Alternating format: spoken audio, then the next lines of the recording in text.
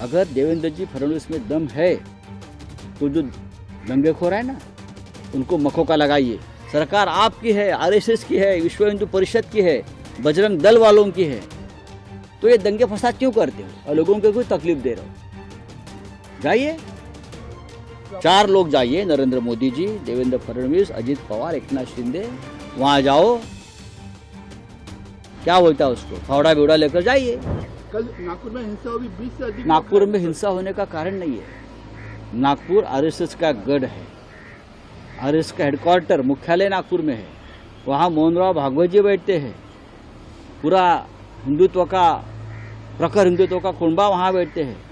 वहाँ देवेंद्र जी का चुनाव क्षेत्र है, वहाँ दंगे कौन कह रहेगा, किसकी हिम्मत है?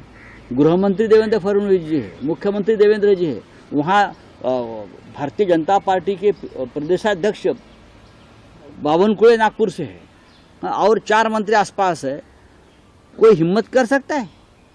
उनकी गैंग होगी, उनके लोग होंगे दंगा कराने वाले। ये एक नया पैटर्न है हिंदुओं को डराने का, हिंदुओं के ऊपर अपने लोगों से हमला करवाने का, फिर हिंदुओं को भड़काने का और दंगा में उसको लाना है।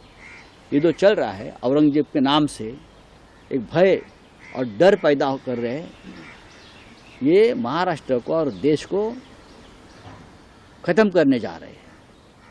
अगर देवेंद्र जी फडणवीस में दम है तो जो दंगेखोर है ना उनको मखौका लगाइए। औरंगजेब की कब्र की बात आप करते हो, क्यों उखाड़ने की बात करते हो आप? हम क्या कर सेवा करेंगे, क्या जरूरत है? जब बाबरी के लिए हमने कर सेवा की थी तो कांग्रेस की सरकार थी, राष्ट्रपति कांग्रेस के थे, प्रधानमंत्री कांग्रेस के थे। अब तो आपकी सरकार है ना महाराष्ट्र में और दिल्ली में, तो कर सेवा की जरूरत क्या है? जाओ मोदी जी के पास, एक आदेश निकालो और सीपीडब्ल्यूडी के लोग जो है, केंद्रीय लोक निर्माण जो कहते हैं ना, सीपीडब्ल्यूडी, पीडब्ल्यूडी, उनके लोगों को बोलो जाओ तोड़ो, हिम्मत है तो आप तोड़ो ना। आप क्यों जाते हो? आप इतनी मशक्कत को क्यों कर रहे हो भाई? मोदी जी को कहिए, नड्डा जी को कहिए, देवेंद्र जी को कहिए, सरकार आपकी है, आरएसएस की है, विश्व हिंदू परिषद की है, बजरंग दल वालों की है, तो ये दंगे फसाद क्यों करते हो और लोगों को कोई तकलीफ दे रहे हो? जाइए, 4 लोग जाइए, नरेंद्र मोदी जी, देवेंद्र फडणवीस, अजित पवार, एकनाथ शिंदे, वहाँ जाओ, क्या बोलता है उसको, फावड़ा बिवड़ा लेकर जाइए और जो जिस कब्र के बारे में आप दंगे करवा रहे हो ना, आप खुद ही हो, निकाल दो। लोगों को क्यों भड़का रहे हो भाई? आपकी सरकार है। बाला साहब ठाकरे की बात ये लोग कर रहे हैं, औरंगजेब और इसके बाद बाला साहब ठाकरे ने एक ही कहा था,